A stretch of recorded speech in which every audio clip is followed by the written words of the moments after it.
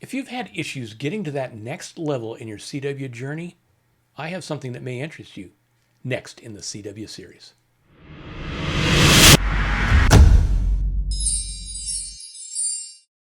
Welcome to the House of Ham. I'm Bob WV7W, and today I have two very special guests with me to talk about the CW Innovations Comprehensive Instant Character Recognition course. I just took this course and I can sum it up in one word: wow. This course has been a game changer for me. I struggle with getting over that 12 to 15 word per minute hump.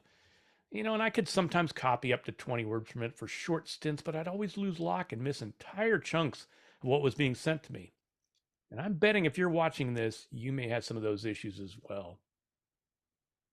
This has been what I've been searching for to really achieve the ability to do CW and have real conversations or ragchews with other hams and not just simple SKCC or POTA exchanges. This is why I'm so thrilled to bring this to you. So with me today is Glenn, W4YES. Glenn, welcome. Thank you for coming. A pleasure to be here. And Thank you, Bob. you betcha. And then also have Teri, KO4WFP. Teri, thanks for joining us today. You're welcome, Bob. All right.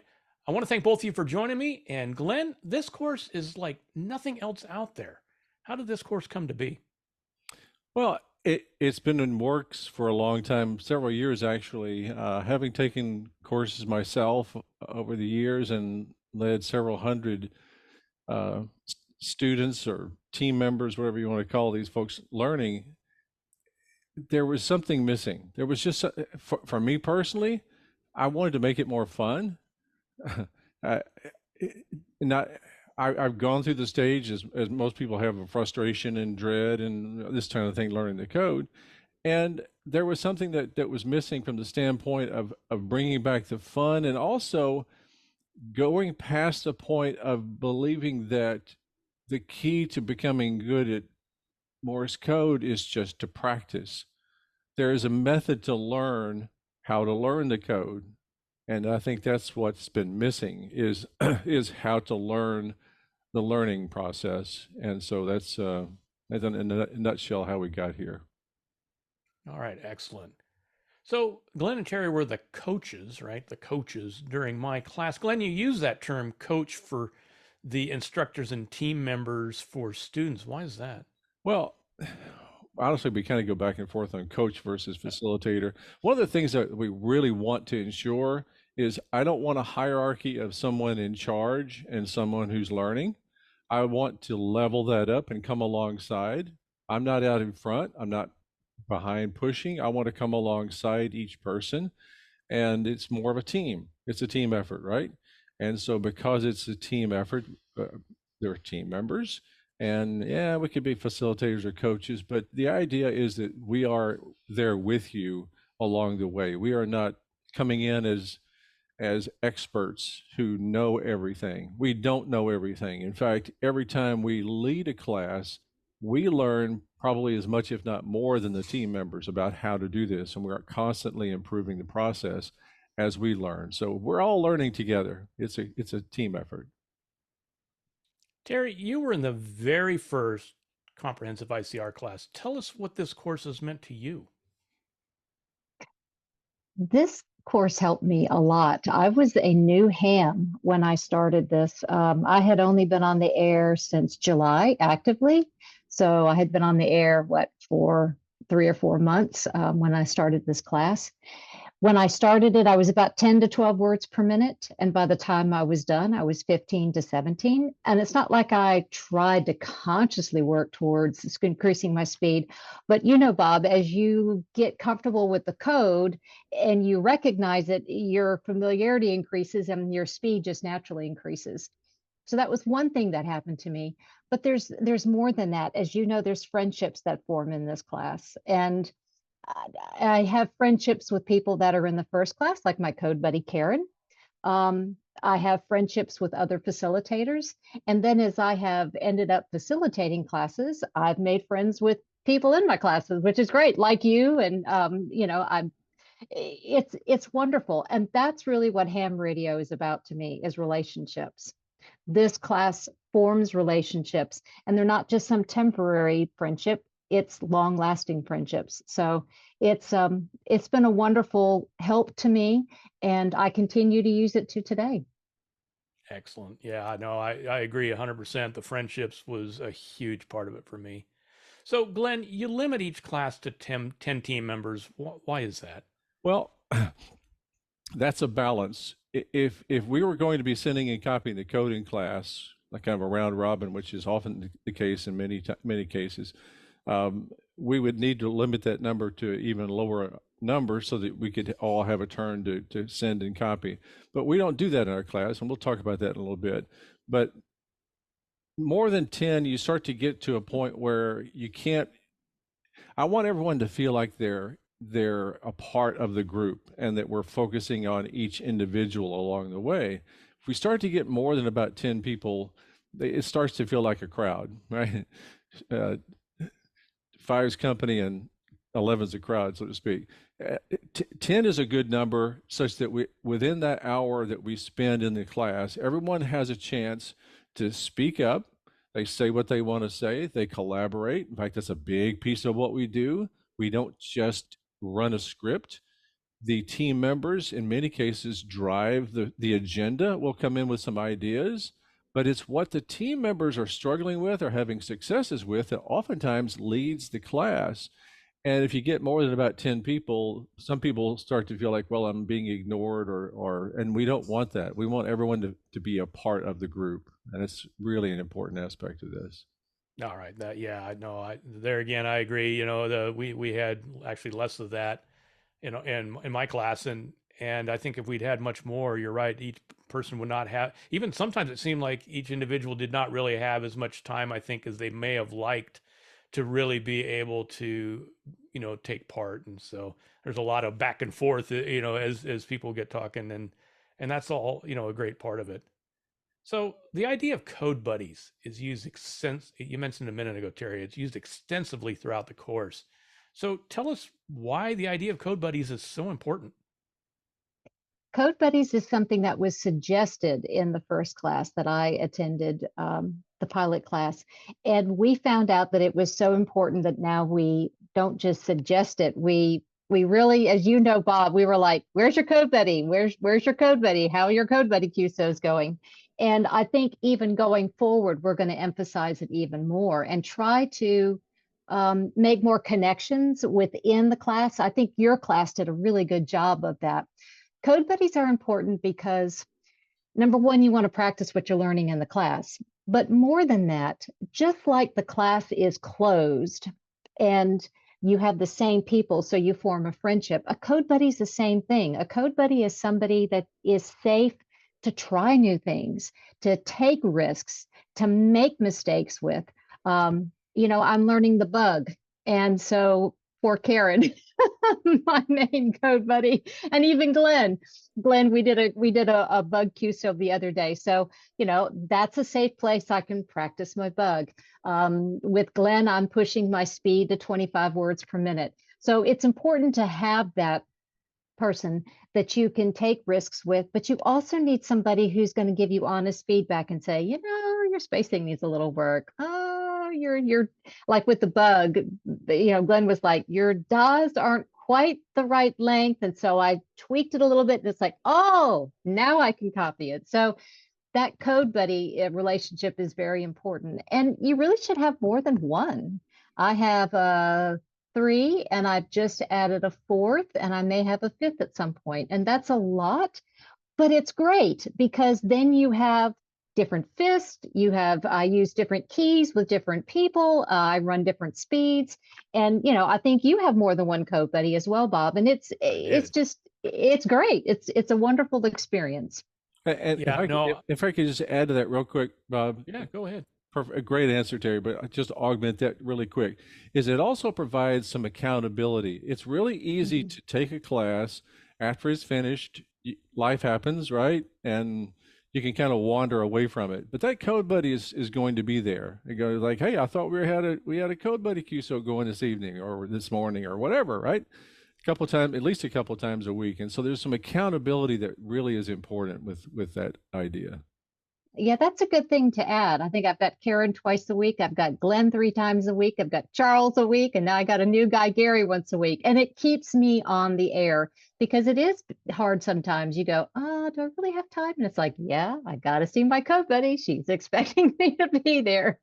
And evidently, you've had a QSO with somebody else because I got this in the mail the other day. I was thrilled to get Yes. that. There's going to be one coming to you back. I Yay. actually had to print some up just recently for another guy that because I haven't done QSL cards in years. But no, the you're right, Terry. The I want to say for me, those on-air QSOs were more beneficial than the rest, the program stuff, right? The practice, the computer practice and stuff that you get so much more.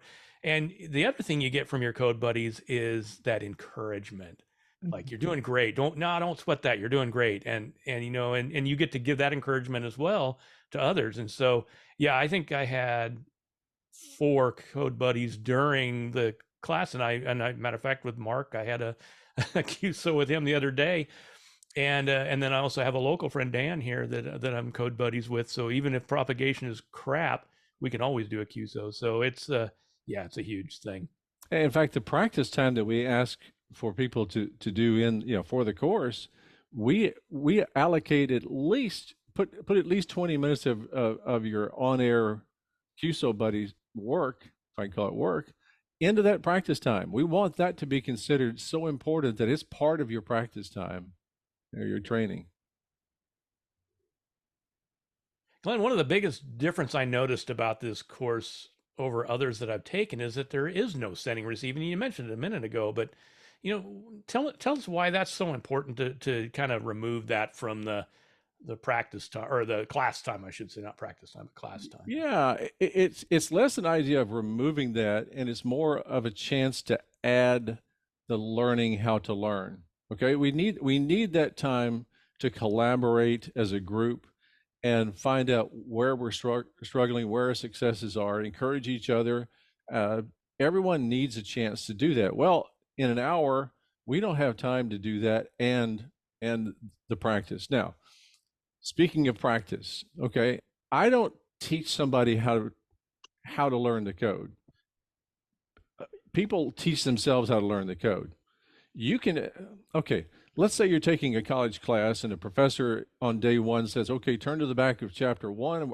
What we're going to do in every class is work the problems at the back of the chapter. That's what we're going to do in class. Well, that kind of doesn't make sense because those are really, that's homework, right? That's what you do on your own. During the class time is where you learn the topic. And so this is what we're doing. We're learning the topic during that hour.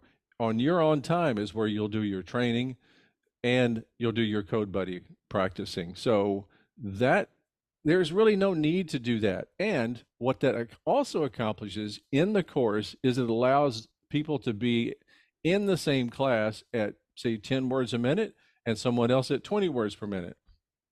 They're on the same path. They're learning how to learn the code, both learning the same thing. So why would we break this up into speed groups only so that we can send back and forth during the course? Why not leave that to each person to themselves to do that? Focus the learning component within the classroom, and that way we can have people now. When it comes to code buddies, of course, you're probably going to want to choose someone within your range. And by the way, your code buddy doesn't need to be someone in the course, right? Your code buddy can be someone outside the course. It's perfectly fine if you already have somebody you're code buddy with, or you want to ask a friend outside the course that is available. That's perfectly fine. But to have somebody, but that's why we don't send and copy. Another reason is if you send and copy in a class, there's always going to be someone who's the caboose of the train, right? Someone in the course will always be the caboose, and they know who they are, and it becomes a dreadful experience. And we don't want anyone to feel dreadful of what this is. We want them to find this to be fun and encouraging. So let's just leave that out. It's for so many reasons, it's a good idea. Yeah, no, I agree. And having, like Terry said, having more code buddies rather than less. So even though I had one already, adding those friendships and everything, you know, that from the class was hugely beneficial. And you know, I haven't kept up with some of them as much as I'd like to, but I plan to. You know, there's several I plan on keeping in touch with. So Teri, you know, you spoke a minute ago or a few minutes ago about the importance of the relationships built during the course. Why do you think that these relationships are really the magic of this process? Life is about relationships. Think about it. As we go through relationships with our family, relationships with people at work, like, relationships are everywhere. And I think they're even more important in ham radio because you can't have a QSO with yourself. It just doesn't work. So you've got to reach out and form relationships. This class is closed and you have the same people that 10 weeks. And what that does is it allows you to come to class and talk about your successes and your difficulties. As you know, Bob, we're, especially as the group comes along, at first everyone's kind of like scoping each other out. But as time goes along, people, especially the ones that have code buddies, start forming these friendships and relationships. And now we can start being vulnerable. And we can start talking about, I didn't do really well in this module, or this module was kicking my butt, or I have this problem. Is there anybody else that's having the same problem? And have you come up with a solution to it?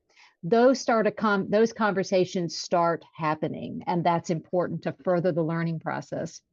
The other thing is, and I really saw this in your class and in the class that Karen and I taught or facilitated, it also, you see people motivating one another. So somebody steps forward and says, look what I did this week. I head copied for the first time, or I made this leap forward with the code. Yep, there you go.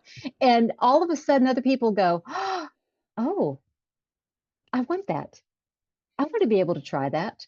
Or you hear somebody struggles and you go, they struggled with this, but now they're here. There is a light at the end of the tunnel. I feel encouraged. I feel motivated. I can do this. So the relationships really help us move forward with the code and forward with our experiences. Yeah, no, I couldn't agree more. You know, and it was funny when somebody would bring up a challenge or a problem they're having. I don't think there was even once that they were the only one. Not a single, not a No. single struggle was like, I don't understand why he's having that trouble. Nobody. It was usually, you know, the vast majority. It's like, yep, I've either I have call or that have terminal had that. uniqueness, Bob. I call it people suffer from terminal uniqueness. They think, we all think we're the only ones who are having this problem, and as soon as you admit that you're having the problem, everyone's nodding and bobbing, going, "Yeah, I'm having the same problem." It's okay. Let's work on that. Let's talk about it. Let's defeat that Well, problem. and you get to how, you know, somebody will be like, you know, I had that problem, but here's what I tried. And it's like, I didn't even think of Mhm. trying that. Right. And you know, or somebody will bring up a different viewpoint of it. And, you know, Dr. Ed was notorious for that. And then I was like, hmm, I never thought about it that way, but I'm glad I can think about it that way now. Mhm. So, yeah. So, Glenn, there's a total of 9 modules in this course, and you make it very clear that once you move from, say, module 1 to 2, you keep working on module 1, and that carries on throughout, so that you know you don't ever stop with any of the previous ones. You just have more tools in your tool bag. So, why is that so important? Right. Well, let me talk about why modules first, and then, if I may, is the basic course I had before. Basically, I handed the entire curriculum to the team member. Right? They get the entirety of it at the up front, and people would get to the instant character recognition portion of this, which is it's the foundation, it's the rebar and concrete of the building, right? And people would see excuse me, would see that instant character recognition and go, oh, I know the character, so I don't need that part. And I just want to copy words. Let me just jump to the part where I'm copying words. And that works okay for 2-letter words and 3 and 4, but when they get to 5-letter words or beyond, it's their head explodes because they aren't recognizing the characters. They're not popping into their head because they skipped the most important part. So I broke it up into modules so that we can get to that module 3, which is the instant character recognition module. And we hover there for a while. As you may recall, I think we were there 2 or 3 weeks, right? At least, yeah. We focus heavily on that because everything after that depends upon that one. Now, the reason we stack the modules the way we do is because it's not like reading a book where you finish chapter 1 and you go to chapter 2 and you finish chapter 2 and go to 3. You're building think of it like a tool bag on your hip, right? And we're putting tools in your tool bag with every module. And so as you're getting on the air with your code buddy or whomever, then the tools that you're gathering will come into use as you go through it. But for instance, module 1 is thought sending, right? And or getting on the air. The next one is thought sending. In other words, thought sending is head sending. Just get off the paper, get off the screen, close your eyes, and think of something to send. It's a very different experience. But that needs to go through the whole process. Don't stop doing that. That's part of what your training regimen is. And so they are cumulative as we go through it, each module, for that reason. Right. That thought sending thing. Matter of fact, I was doing that again today, and you think you've got this until you start trying to just like talk. I when I practice my thought sending, I'm like, I started out my day and I did this. I had this for breakfast, and you realize, man, I'm not as good at this as I thought. And that just helps you when you get ready to have a conversation cue. So not some, scripted thing, like a SKCC exchange or a POTO exchange, you're doing something that's a little bit, more conversational. You get facing that and it's like, oh, I need more practice at this. By the way, Bob, one of the things that we haven't discussed, I don't know if it was on your list, but once you take this course, you shouldn't need to take another CW class. And I don't say that with any kind of anything except just a reality that you once you learn how to learn, then you know how to improve in every aspect of your journey. You know how to do it, and it's something that we carry through the entire course. That as we go through this, that you don't need to. We don't break this up into 10 to 15 words per minute and 15 to 20 and this kind of thing. Once you learn how, you don't need another CW course. You have all the tools. That tool bag you have is complete. Absolutely. Yeah. And Like I said, I continue to do these things today to try and, carry on getting better. And, that's where it pays dividends. yeah. So Teri, it's been just over a year since you completed the course. Are you still practicing these modules today? I am. It comes and goes. Like we talked about thought sending, as you said, I thought send every day. Before I get on the air, I sit there and close my eyes and I just start whatever key I'm using, or like I'm learning the bug right now. And some days I'll do the bug, then I'll go to the cootie, then I'll go to the paddle. It just thought send. It's like, okay, let's just warm up and see how this feels. As for wordless trainer, it comes and goes. When I finished the course, I would usually do ICR every time before I got on the air. And then I put it aside for a while. In my Code Buddy QSOs with Glenn, I'm running at 25 words per minute, and I can get the gist of what's being said, but there's still some words I'm missing here and there. And I thought to myself, okay, like we talked about, you got the tool bag, you know what to do, go back, get the words out. And so I've got my speed at 35 words per minute, and then my effective speed is at 30 words per minute, because you want to always train a little bit further ahead of where you actually want to be.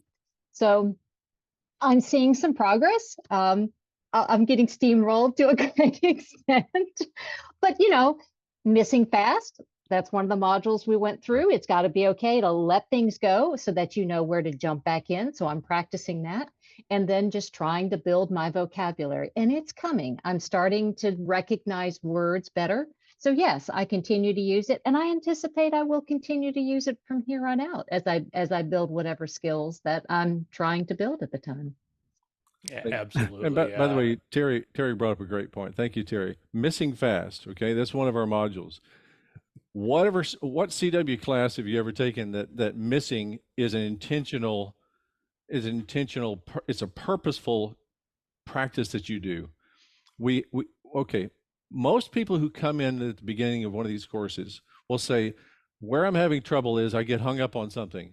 And once I get hung up on a character or a word, I lose the next. Anybody who's watching this video who hasn't experienced that hasn't done CW.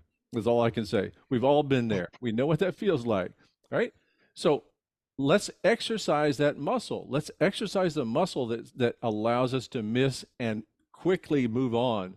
And that's a key skill that we really focus on is actually missing. It's as strange as it may sound. Yeah, yeah.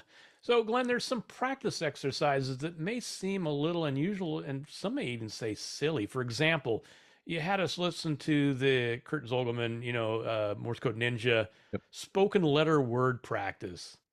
How does this help with being better at CW? WELLYOUKNOW,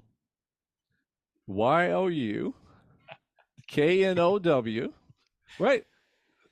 What I'm doing right there is exactly as I'm listening to Kurt's recordings of spoken letters, and he does words, he does sentences. As I'm listening to that, I'm realizing that my brain is doing exactly the same thing as when I'm head copying the code, right? It's the only difference is when this with a spoken version, you think, well, that sounds too easy.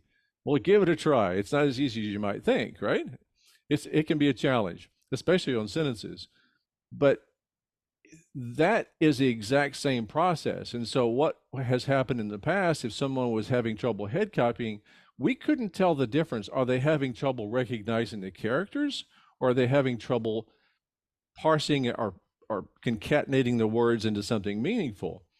If it's the former, then they need to work on the instant character recognition and get their recognition speed up, right? That's what we work on is reducing that time it takes for those characters to pop in our head. If it's the latter, just putting words together, then go to Kurt Zoglman's spoken letters and practice with that.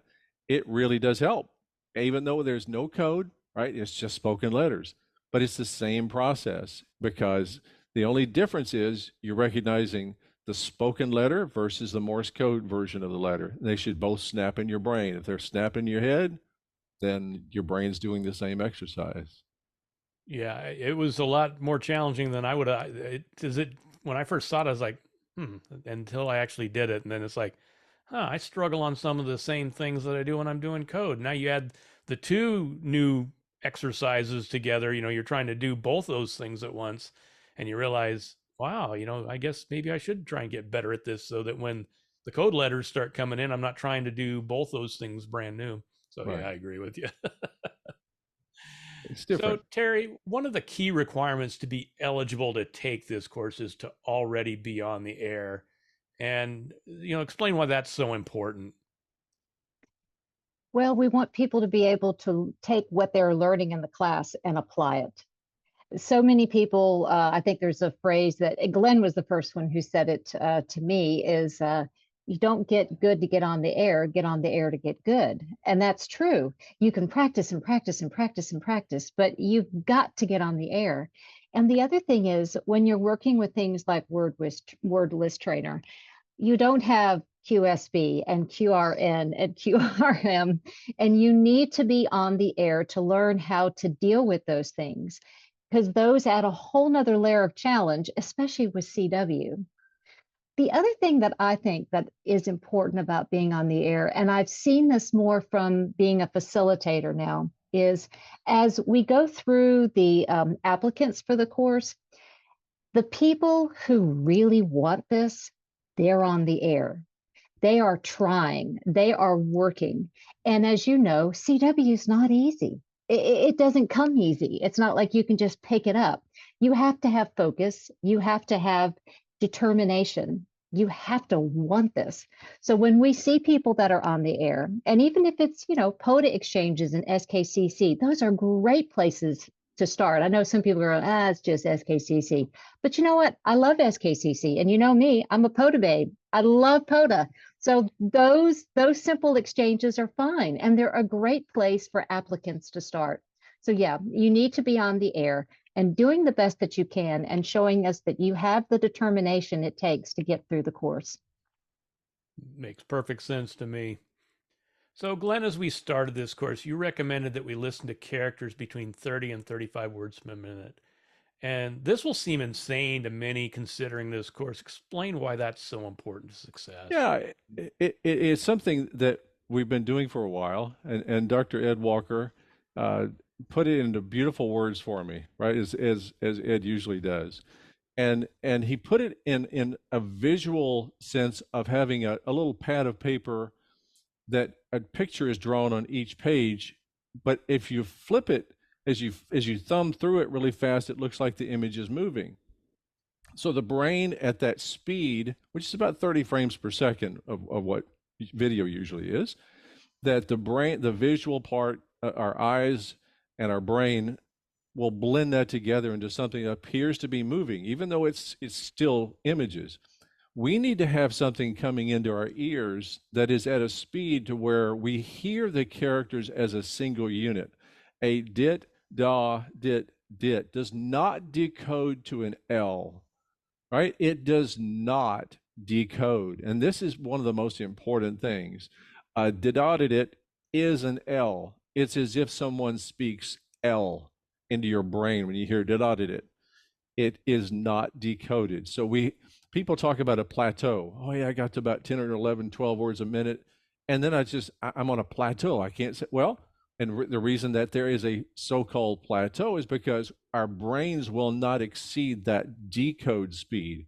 But if you don't decode and you start to hear the characters as themselves, as a single item, then there is no plateau. You just keep on going. And so that's why and by the way, Charles, who is Charles Woodall, who has facilitated us, he's wonderful.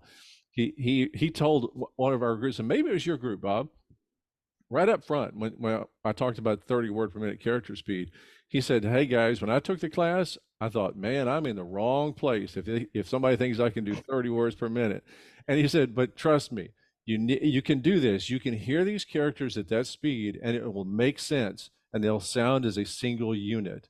Anything less than that would be like thumbing through that pad of paper at say 12 pages per whatever per second. It would look like still images. You have to go through at a certain speed before it starts to sound the gestalt, right? It sounds as one unit, but you can And do it. Go ahead, can Teri. I interject something? 30 to 35 is a starting point. There were people in the class that Karen and I facilitated that as time went by, they went up to 40 words per minute. That's what they wanted to hear. They wanted it, just the code flowed better for them. So it's not necessarily that you have to stick with that. You can go faster if you want. I wish somebody would have grabbed me by the scruff of my neck back when I started to first learn, Morse code back Right. in the Same here, Bob. in the late 90s and said, "Hey, chucklehead, don't listen to these things at 5 or 10 words a minute Right. and then hope to get faster. You got to listen to it fast." And then because that was probably my biggest struggle and still is to undo that bad learning and to really get these things in, and it's working. And anybody watching this, if you think that 30 or 35 is too fast, it's not. The characters are spaced out when you start it. You set the time in between, and so you can recognize it, but you need to be able to recognize that sound. So yeah, I agree with you 100%. And to that point, Bob, is you have control with the training tool to change all the parameters you like, right? These aren't recorded practice sessions. You have complete control over if the speed's too much, too little, whatever. You have control over the tone, everything. And that's really important. But we do really, really urge that you get at least to 30 or beyond. So we talked about it a few minutes ago, but we spent the largest part of our time in that, module 3, that instant character recognition. And I'm sure there's a lot of hams that think they already have ICR, but really don't. Teri, why is this concept so fundamental to the success of the course? It's the foundation for all the skills. as Glenn said, we start with ICR and then we build on top of that with words and phrases and eventually head copy. It is something that I think even when I started the course, it was like, okay, I think I know most of the characters. And then as you go through it, you go, oh, heck, I don't. And I certainly don't do it because, again, I'm not used to listening to that faster sound, that faster speed. But then I get a better sound or shape of the character, which is what you need. Um, the other thing is ICR is important because we're trying to shift from the conscious to the subconscious. And we've already touched on this a little bit. You want, yeah, we know the letters, or the numbers, but we want them to pop instantly. And that subconscious just pick that up. Think about it. It's like when you start driving, right? You've got your mental checklist. Okay, I have to look at the speedometer, I have to look at the side view, I have to, you're going through this mental checklist. Now when you drive, what do? You just get in and you drive. It's routine. You've done it a gazillion times. And that's what we're trying to get to with ICR. We want that to be popping in our subconscious.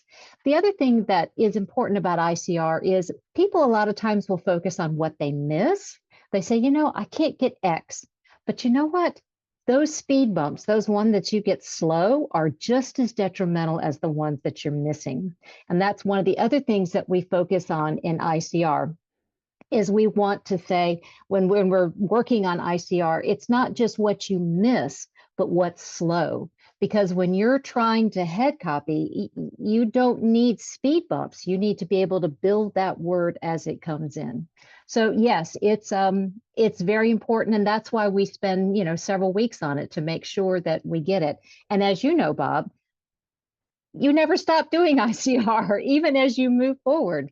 Like with the wordless training that I'm doing right now at 30 words per minute, effective speed. I'll warm up a little bit for, a minute with those faster characters at 35 words per minute doing ICR. So it's a skill that we're always going to use. Yeah, there's still characters that I don't know as well as I should, and and so I spend a little bit of time on those as well as you gotta mix it up and keep doing different And it's things. a game of whack-a-mole, right, Bob? It it is a Right? game of The whack-a-mole, that's for ones that sure. seem to give trouble today will be fine tomorrow, but there's others that seemed fine yesterday, and now they're giving me trouble today, and it's okay. Just keep working at it. So, Glenn, as I said at the top, this course was a game changer for me. What are your plans for the future at CW Innovations? Well, it may sound kind of like a silly plan, but the plan is to keep doing what we're doing and just help as many people as we possibly can. So quality is job one, and we plan for that to stay the same. What I mean by that is we're not trying to serve everyone out there who would like to improve their CW. We'd love to do that, but there's only so much we can do well, right? We can either try to do a lot of people mediocre, or we can focus in on the people who are most dedicated and drill down deep and really help them. So the focus for the future is to have more facilitators or coaches, and to have more people who are benefiting from this. But fundamentally, what we're doing is going to remain the same because it just works. And we've really hit upon something here that I think is helping. Everyone wants to find the magic pill, and this is no magic pill. You're going to put in the time. This is not going to be something like, oh, this is it. All I got to do is just this little thing, and I have it. No, you're going to have to put in the time. And by the way, if it was easy, it wouldn't be as much fun. It's when you get on the air and you hear some person far away sending CQ, and you realize that person has put in a lot of effort and a lot of work to get where they are. And I'm going to reply, and that person is going to realize I've done the same. And we have this instant camaraderie that happens between us, and we don't even know each other. So the fact that there is effort that goes into it is something that is, I think, a beautiful part of CW. But we're going, as far as what we do, we're going to keep doing it. We have two people leading each class, facilitating each class. Yeah, that way we have some depth of expertise. If one person is out for some reason, the other is there. Also, it's just nice to have two different perspectives in the same room. Teri and I just finished a class, and she most of the time knew everything that I didn't know. Like she knows everything that I should know. But it's fun. It's also fun to do this kind of thing. We have fun. We laugh. We laugh a lot. And if it's not fun, then why are we doing this? Right? This is the reason we do this, is because it's fun. And so it's nice to have two people, and so that does consume more resources. We could split people up and say, well, let's have more classes. If we just took these two people and we could have double the classes. No, I'd rather have fewer classes and do them well than to try to spread ourselves too thin. Yeah, no, I appreciate the quality, not only of the curriculum itself, but the quality of the, you know, the way that it's presented and the way that it was shared and everything. So, And by the way, from a quality standpoint, Bob, anyone who does lead a class will have taken the class and sat through a class to learn how to lead. So we're not just throwing somebody in there and say, here's what you do and off you go. That's not going to be the quality that we're looking for. So we're intentional about the quality piece of it. so Teri, is there anything else you'd like to add before we wrap it up? Did we miss anything that you think is important? If you're interested, apply. Come join the fun. Come achieve your goals. Be prepared to work. As you know, Glenn said, and as you know, Bob, it's not a magic pill. You've got to invest the time, but it is so worth it. And I was blessed to be able to do this early in my journey. And I look back and I go, wow, look what I've been able to accomplish. Look at where I am. This is awesome. So if you're on the fence, get off the fence and get on the air and fill out an application and come have fun with us. So the link is on the screen there, as well as down in the description if you would like to sign up to take the CW Innovations Instant Character Comprehensive Instant Character Recognition Right, course. Yes, yes. right. So, Glenn, how about you? Anything else you'd like to add before we close here? We have fun. That's the main thing. We have fun. But the real, by the way, there's no charge for the course, and I want to do my best to keep it that way. There have been some fine folks who have donated to keep the lights on, because of course there's costs with the website and Zoom rooms and things like that. But that's not why we're not here to make money. What is a real kick is to hear that Teri and Karen, for instance, are having a Code Buddy QSO, and they were both where they were at one point, and I tune my rig and I sit back and fold my arms, I listen. That is the payback. That is so much fun to hear the benefits of what they've achieved, what they've been able to achieve, and they're still doing that. That's the fuel for our engine. And so anybody wishing to get better, and yeah, come join us. Be on the air. We basically flipped this upside down. Rather than learn, and get on the air, we say, be on the air. I don't care what it is. I don't care if it's the simplest thing in the world. You need to want it enough to have been on the air at least some way. And with that, we can build on that. And so we've kind of turned the whole model upside down. And it's been fascinating to watch. We're just having fun. All right. I want to thank both Glenn and Teri for joining me today. You guys were great.